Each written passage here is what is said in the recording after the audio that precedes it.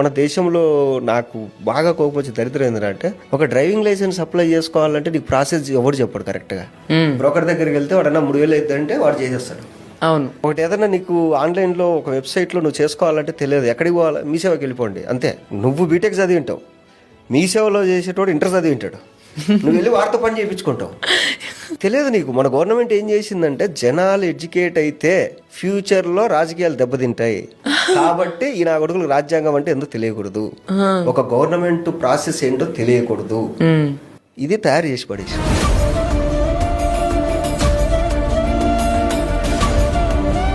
ఇప్పుడు చిన్నపిల్లలు ఉన్నారు, మీరు చెప్పినట్టు రేపు అటెంప్ట్లు అవి ఇవి జరుగుతున్నాయి. వాడికి 7th క్లాస్ నుంచి సిలబస్ పెట్టండి పోక్సో యాక్ట్ కింద, వాడికి చుచ్చు పడుతుంది.